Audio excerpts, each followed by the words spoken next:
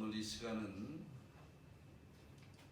재앙과 재난이라고 하는 제목으로 하나님의 말씀을 같이 살펴보려고 합니다. 이 시간들이 언제까지 갈지 정말 가늠할 수 없는 우리가 시기를 보내고 있습니다. 하루에도 몇 차례씩 교회에 그리고 개인적으로도 예배나 그리고 또 사람들이 단체로 모이는 모임들을 갖지 말아달라고 문자가 오고 있습니다.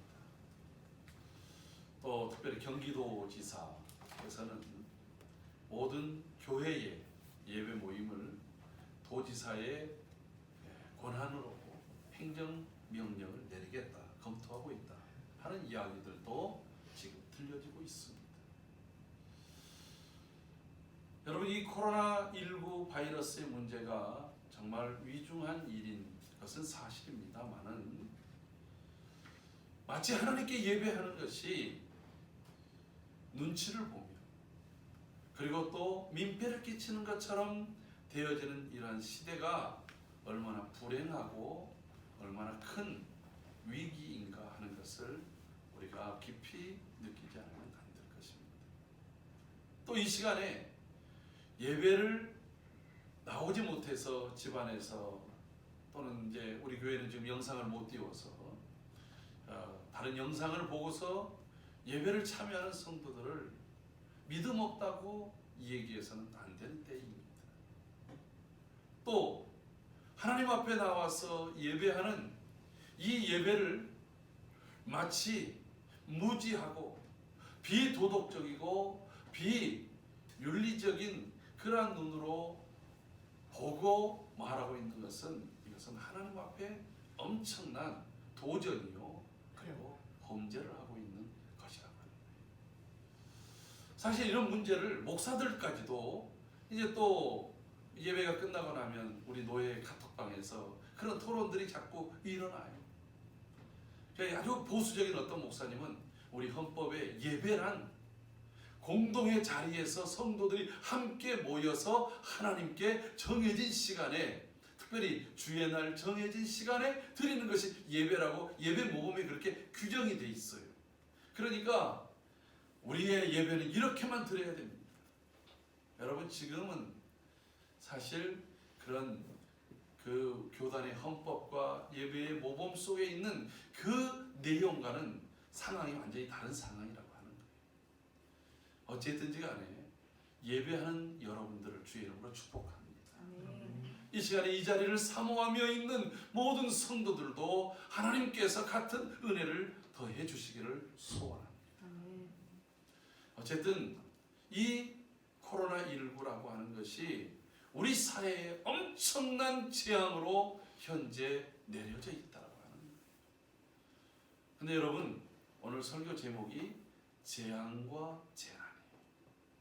오늘 한 배사공이 사람들을 불러 모아놓고 이렇게 말합니다. 이 재앙이 누구 때문인지 한번 우리 알아보자. 그러면서 자신들이 처해 있는 지금 풍랑이입니다. 막 물결이 배 위로 넘어옵니다. 배가 이리 기뚱 저리 기우뚱거리면서 금방이라도 물에 잠길 것 같습니다. 여러분, 그런 배를 타보신 적이 있나요?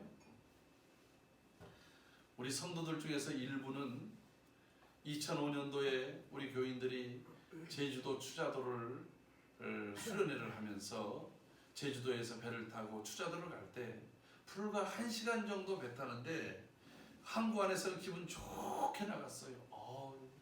이 쾌속선이 쑥쑥 나가는데 아주 기분 좋은 얼굴들이 표정이 딱 하더니 항구 밖을 나가자마자 갑자기 파도가 있는데 배가 쾌속선이다 보니까 더 파도가 있으니까 이게 막 하늘로 치솟는 거예요. 그러니까 몇 번 우욱 그러더니 욱 하고 이렇게 쏟는 거예요. 그러면서 막 그냥 사람들이 그냥 대부분이 정신을 잃고 우리 교회에 그때 같이 사역했던 오연신 목사님은 배 안에서만 멀미한 게 아니라 그곳에서 2박 3일 있는 동안 내내 무태에서도 멀미를 하다가 멀미 끝날 때쯤 또 뺐다고 또 나와가지고 이곳에 와서 또 멀미하고 이런 일들이 있었어요. 그런데 그 정도의 파도는 파도라고 말할 수가 없어요. 저도 한번 정말 엄청나게 이는 파도들을 경험한 적이 있었어요. 한두 번은 아니지만 저도 정말 죽음의 공포를 느끼면서 제가 제주도에서 전학을 해야 되는데 제주시에서 배를 타고 목포로 갑니다. 목포에서 기차를 타고 이제 서울로 와서 인천으로 와야 돼요. 그때 당시에 제주에서 목포까지의 그 걸리는 시간이 8시간 배를 타는 거예요. 8시간 배를 타고 가는데 출발할 때부터 파도 상태가, 이 바다 상태가 너무너무 좋지 않았어요. 근데 이제 좀 더 가기 시작하니까 파도가 얼마나 심하게 있는지 중간에서 폭풍주의보가 발효된 거예요. 폭풍주의보가 예를 들어 추자도 정도에서만 발효되면 다시 제주도로 돌아갑니다. 근데 이게 반절이 딱 지나니까 그쪽이 이제 제일 멀미를 심하게 하는 곳인데 그쪽에서는 그냥 무작 가는 거예요. 배가 굉장히 큰 배입니다. 이 큰 배가 카페리오 3호라고 하는 배를 타고 제가 가는데 이 거대한 배가 한쪽으로 swag 쏠리면 거의 한 45도 정도 기우는 것 같아요. 그럼 이제 누워서 기다리는 거예요. 근데 저 자신도 모르게 이렇게 45도로 쏠리면 몸이 쪼르륵 하는 거예요. 또 한쪽으로 또 쏠리면 이쪽에 있던 몸이 쏘르륵 끝까지 가는 거예요. 그날은 사람도 별로 안 탔어요. 오늘 교회 오는데 우리 유빈이 형제가 버스 몇 명 타냐고 물어봤더니 자기가 3명 탔대요. 마치 배 안이 그런 상태예요. 그러니까 사람도 없으니까 사람들이라도 많으면 사람이 걸려서 몸을 유지할 텐데 이거는 내 몸이 아니다. 아, 이렇게 죽는가 보다. 근데 이제 다행히 죽지 않고 목포 항구에 도착을 했어요. 8시간 걸려야 될 이 배가 무려 아침에 9시에 출발을 했는데 몇 시에 목포에 도착을 했냐면 저녁 11시에 도착을 했어요. 무려 14시간의 배를 탄 거예요. 그러니까 배가 가지도 못해요. 그러니까 그냥 그 시간이 1분 1초가 마치 죽는 것 같아요. 저는 이 요나서를 볼 때에 이 뱃사공들이 느꼈던 두려움, 제가 탔던 배보다 훨씬 작을 거 아니겠어요. 그들은 노를 저을 수도 없어요. 과거에는 대부분들이 이 바람을 이용하는 돛담배였어요. 범선이었어요. 그러니까 바람에 치는 대로, 파도에 치는 대로 가는데 어디로 어떻게 할 수가 없는 거지요. 그러니 배를 가볍게 해보려고 물이 막 차고 들어오니까 물을 퍼내고 배에 있는 그 막 좋은 물건들, 이 배는 상선이었던 것 같아요. 그래서 장사를 해서 많은 돈을 벌기 위한 그런 꿈을 가졌던 꿈들을 다 버리는 거예요. 여러분, 그 물건을 버릴 때 그들은요, 꿈과 희망도 버리는 거예요. 왜? 목숨이 더 중요하니까. 그래도 안 돼서 책임을 묻는 거예요. 근데 이제 문제는 이 재앙, 이것이 재앙이었어요. 여러분, 그들이 배가 출발할 때부터 처음부터 바람이 이렇게 불었다고 한다면 그들이 떠났겠습니까? 분명히 그들이 출발할 때는 아주 잔잔하고 정말 아름다운 그런 날씨여서 항해하기가 정말 좋은 날을 골라서 출발했을 것입니다. 저희도 고향이 어촌이다 보니까 저희도 이제 배사업을 했는데 가장 힘든 게 뭐냐면 예수 믿는 사람들이 배사업하기가 정말 힘든 것은 사람들이 바다에 동진하에 남진하에라고 하는 것은 거의 다른 나라의 그 해양 국경이 되는 선까지 가는 거예요. 그냥 먼 곳까지 가는 거예요. 그곳까지 가서 조기잡이를 하고 삼치잡이를 하고 이런 고급 어종들을 잡아내는데 문제는 그곳에서 풍랑을 만났을 때 배들이 파손되고 많은 사람들이 심지어 한꺼번에 죽는 일들이 일어나기 때문에 배를 타는 사람들은 바다에 대한 두려움이 굉장히 커요. 그래서 식구들을 먹여 살리기 위해서 바다에 나갈 때 그냥 마음의 안정감을 갖기 위해서 제가 오늘 아침에 아침 묵상에서도 보는 것처럼 사람들이 출세한다든가 또는 두려움 때문에 그것을 감춰보고자 눈에 보여지는 뭔가를 찾는데 그게 바로 우상이에요. 그들이 그래서 제사를 합니다. 바다의 신이요, 제발 우리에게 이번 항해 동안에 잔잔하게 해주시고 그리고 또 고기도 많이 잡아서 만선을 이루어서 우리 가정이 잘 살 수 있게 해주세요 하고 고사 제사를 지내는 거예요. 그런데 여러분 성경에 보니까 제사를 지내는 것은 이 우상 숭배고 저희가 우상 숭배를 다 버리고 예수를 믿는데 이거를 지낼 수는 없잖아요. 근데 문제는 배 선원들이 배를 안 타면 배를 움직일 수가 없어요. 저희 배 선원들이 한 15명에서 16명이 타는 배였는데 선원들이 안 타는 거예요. 그러니까 저희가 어떻게 했냐면 그래 돈을 줄 테니까 니네 알아서 해 하고서 선원들에게 알아서 줬어요. 그래서 선원들이 고사를 지내고 가는 거예요. 하나님이 이거를 굉장히 싫어하시죠. 여러분 누구 돈이 나갔습니까? 저희 돈이 나갔어요. 그러니까 그때 나와 내 집은 오직 여호와만을 섬길 테니까 하나님을 믿고 나와 더불어 함께 이 배를 탈 사람은 모이시오 이러든지 아니면 배 사업을 포기하든지 둘 중에 하나를 해야 되는데 거기서 할 수 있는 것 대부분의 선원들이 예수를 안 믿기 때문에 그렇게 하기도 어렵고 포기하자니 할 것은 없고 추자도에 논농사가 있습니까? 과수를 합니까? 뭐 다른 걸 할 수가 없잖아요. 그러다가 하나님께서 저희 가정에 어려움을 주신 적이 있었어요. 근데 여러분 이 배 선장들이 어쨌든 출발할 때에 정말 좋은 날씨 그리고 또 많은 자신들의 이 장사하는 것들이 아주 많은 돈을 벌기를 기대하는 마음으로 출발했을 거예요. 그런데 돌아올 수도 없는 그 현장에서 만난 이 풍랑 이것을 보면서 재앙이라 얘기했다는 거예요.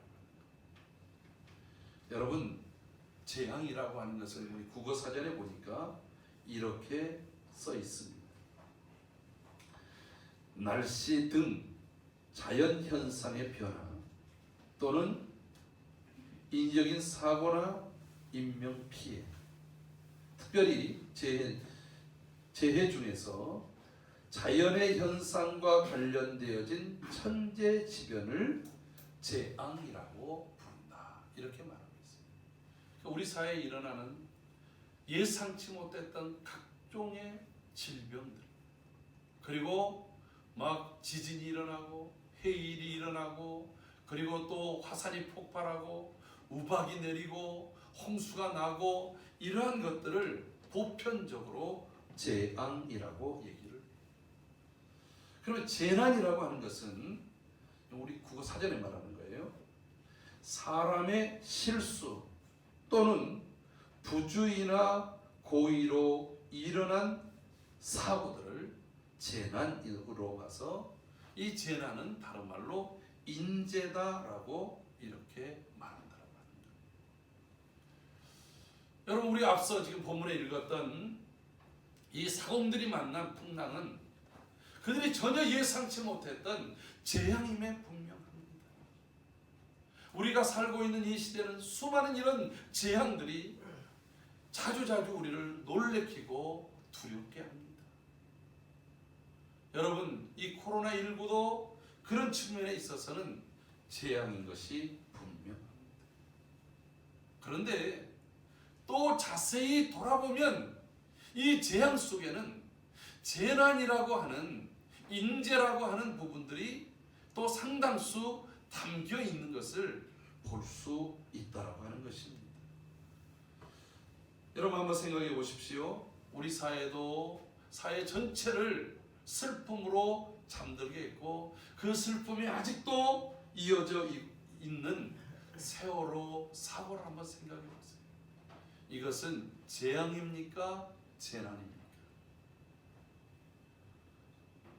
우선 기본적으로는 재난에 가깝게 이야기를 하겠죠. 그런데 그때 안개가 자욱했고 비바람이 몰아쳤고 그리고 또 그 바다 중에서도 가장 위험스러운 자리에 들어갔다가 그만 배가 전복되져 버리고 말았다라고 하는 거예요. 그러니까 그런 측면에서는 재앙의 모습도 가까워요. 국가 전체가 뒤흔들렸다라고 하는 측면에서는 재앙의 모습도 있는 것이 사실입니다. 그럼에도 불구하고 그런 날을 왜 출발합니까? 멈출 수 있었잖아요. 그 안에 배를 봤더니 배를 불법으로 개조해서 조금 더 많은 물건을 싣고 조금 더 많은 돈을 벌기 위한 갖가지의 불법적 장착들이 있었어요. 또 이 배를 움직일 때 그 큰, 저도 크루즈호 같은 거를 타봤더니 그 안에 이 물건들이 있는 곳에 하나하나를 아주 밧줄이나 또 쇠, 열쇠 같은 걸로 그것을 아주 굳게 결박을 하는 거예요. 왜냐하면 배가 흔들리고 이런 일이 생길 때에 그런 것들이 넘어지지 않아요. 여러분 비행기를 탈 때도 난기류가 얼마나 많습니까? 그렇기 때문에 하나하나를 꼼꼼하게 하는 거예요. 그런데 매일 일상 속에서 이 배가 제주도와 인천 사이를 수도 없이 다녔을 것 아니겠어요? 뭐 최소한 20년 이상을 하루에 한 번씩만 다녔다고 생각을 해보세요. 수천 번의 항해 속에서 한 번도 사고를 당하지 않았어요. 그날 사고 당하리라고 예측을 하겠습니까? 여러분 그렇게 안전하게 계속해서 다니면서 이 묵는 것도 느슨해졌어요. 왜냐하면 거기 CCTV를 봤더니 배가 흔들릴 때에 거기에 묶여있던 것들이 풀리면서 한쪽으로 쏠려가는 거예요. 그러니까 무게가 그냥 훅 하고서 넘어질 수밖에 없었던 것이죠. 이런 갖가지의 인재들이 합해져서 사회 전체를 뒤엎는 일들이 벌어진다라고 하는 것입니다. 성경에도 그런 예는 많습니다. 이스라엘 백성들이 어느 날 왕을 보면서 막 탄식을 하는 거예요. 왕이여, 저를 구해주세요. 무엇이냐? 사실 너무 굶주려서 옆집에 있는 여인과 같이 서로 제비를 뽑아가지고 자식을 삶아먹기로 했는데 어제 이 여자의 자식을 삶아먹었는데 오늘 내 자식을 내놓으라니 난 도저히 못 내놓겠어요. 여러분 이 이야기를 왕이 듣고 얼마나 황망했어요. 옷을 찢으면서 말합니다. 여호와께서 도와주지 않는데 내가 어찌 돕겠느냐. 이 재앙의 근원이 엘리사 때문이라고 삿대질을 하는 거예요. 여러분 아람 군대가 쳐들어온 것이 그 민족적 재앙인 것은 사실이었어요. 나라가 약하니까. 그런데 여러분 하나님께서 구약시대에 전쟁이라는 재앙, 기근이라는 재앙, 그리고 또 전염병이라는 재앙을 허락하실 때는 이스라엘 민족을 돌이키기 위한 심판의 도구로 그걸 사용했다라고 합니다. 그렇다고 한다면 그 아합의 가문이 하나님 앞에서 극심한 범죄를 행한 그것에 대한 징계의 측면에서 그 일을 이루셨다고 한다면 여러분 그것은 재앙입니까? 재난입니까? 분명히 그 재앙 속에서는 그들이 만들어낸 인재가 그 속에 가득히 담겨 있다라고 하는 거예요. 다윗 시대에도 3년 동안 기근이 들었습니다. 사람들이 굶주려 갑니다. 아무리 다윗이 선정을 해도 3년 동안 모든 사업이 무너지면 어떻게 되겠어요? 그래서 하나님께 기도했어요. 그랬더니 이 재앙은 사울이 기브온 사람들을 죽인 것 때문에 그렇다. 억울하게 그들이 죽임을 받았다. 이 재앙을 해결하려면 사울의 가정에서 7명의 자식을 목을 달아서 그들의 원한을 갚아줘야 된다. 여러분 그런 일이 벌어집니다. 그렇다고 한다면 그 3년의 기근도 분명히 재앙은 재앙이었지만 이미 하나님 앞에서 약속된 여호수아가 기브온 백성들하고 약속했던 우리가 너희들을 절대 죽이지 아니하리라고 하는 그 약속을 어긴 것에 대한 바로 인재의 측면이 강했다라고 하는 거예요. 바울이 사명을 감당하기 위해서 로마로 가는데 배를 탑니다. 근데 그때가 10월달이 지나니까 바울이 이렇게 말합니다. 여러분 지금 이제 10월달이 지나서 날씨가 안 좋을 것 같으니까 요거 좀 지나서 갑시다. 여러분 바울은요 하루빨리 로마를 가고 싶어 했어요. 로마에 가서 복음을 전하고 싶었어요. 그런데 이 벳사공이 생각할 때는 저게 죄수니까 조금이라도 늦게 가서 형벌을 늦게 받으려고, 그러나 자신들은, 장사하는 사람들은 여러분 시간이 돈 아니겠습니까? 그래서 아니라고, 날씨 괜찮다고, 우리가 이거 한두 번 항해한 거 아니라고. 그리고서 딱 가는데 순풍이 부는 거예요. 그러니까 자신들이 아주 이긴 줄 알고 고개를 뻗쩍거리면서 비아냥거렸어. 그런데 그 섬을 벗어나자마자 유라굴로, 이름의 뜻이 뭐냐면 미친 바람이라, 광풍이 불었다. 그들이 열흘 동안 전혀 햇빛도 보지 못하고 흑암 속에서 헤맵니다. 여러분, 유라굴로라고 하는 태풍은 여러분 재앙입니다. 평사에 불지 않았던 바람이었습니다. 그러나 하나님께서 그들을 향해서 말씀하신 것들을 거절한 그 인재가 그 속에 담겨 있다고 합니다. 여러분, 지금 코로나 바이러스를 이야기하고 있습니다. 이것은 인간이 만들어낸 질병이 아닙니다.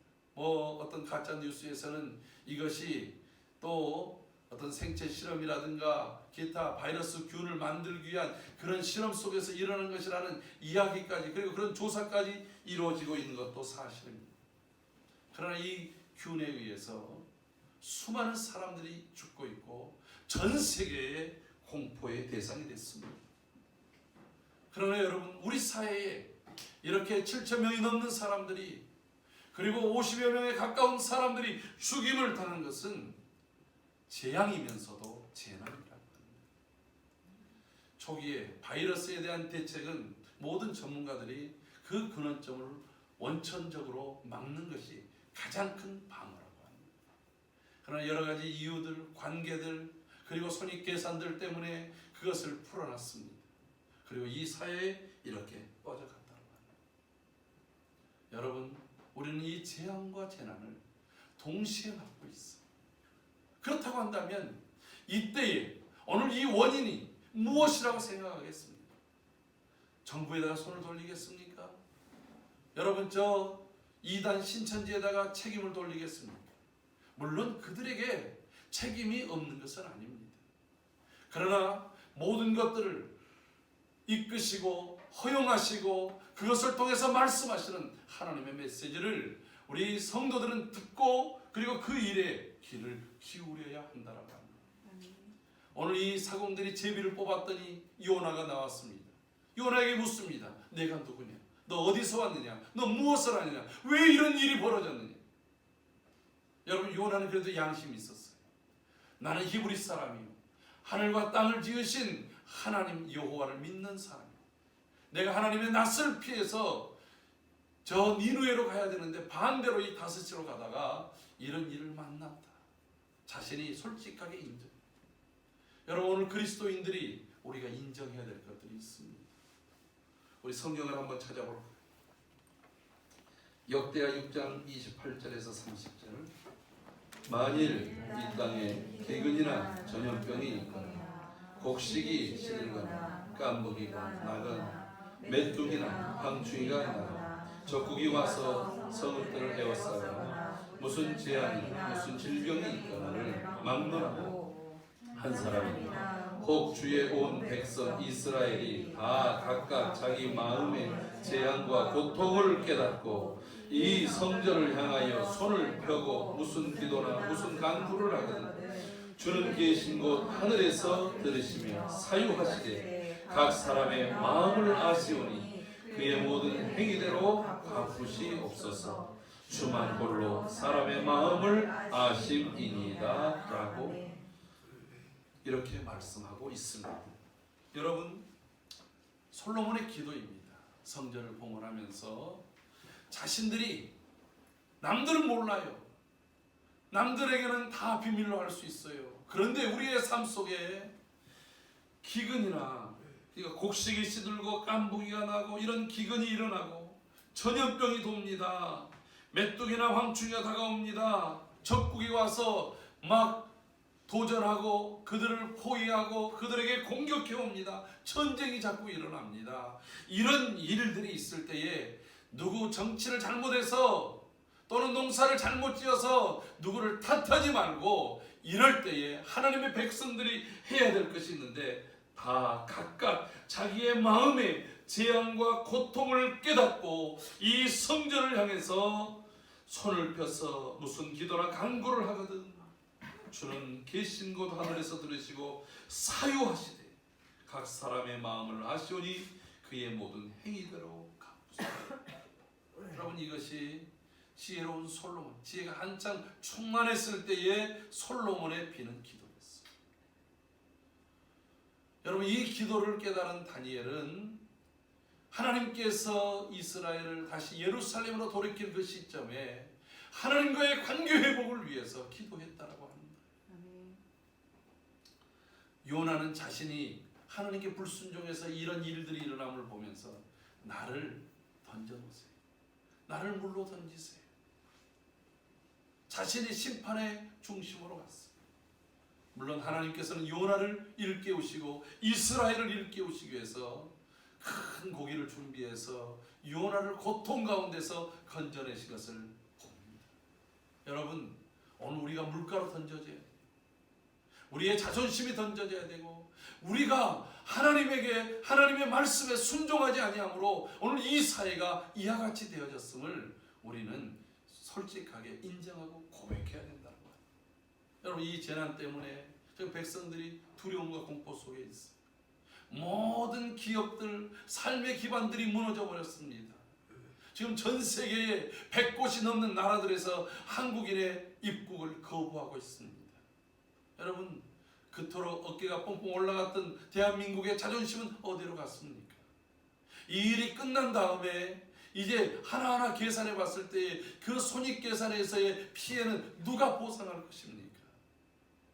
여러분, 우리 마음속에 이 무너져 있는 이 두려움과 불안은 똑같은 이런 일들이 오면 교회들이 언제든지 예배가 무너질 수 있음을 보지 않습니까?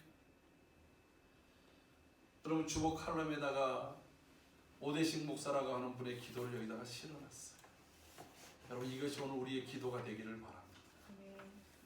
지금 우리가 해야 될 것, 이 재앙과 재난 앞에서 누구를 탓하고 원망하기 앞서서 우리가 정말 해야 될 것, 오늘 다 같이 우리의 기도로 좀 길긴 하지만 이것을 같이 읽어보도록 하겠습니다.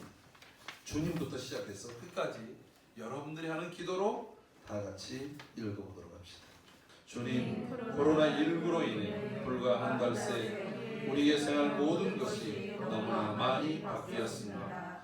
요즘 상황을 보면서 우리가 얻을 수 있는 교훈이 분명 있음을 보게 하시고 우리가 잘못 가고 있었던 길을 반성하며 다시 정말 바르게 선 기간이 되게 하여 주시옵소서. 주님, 우린 지금 평범한 일상이 다시 오기를 간구합니다.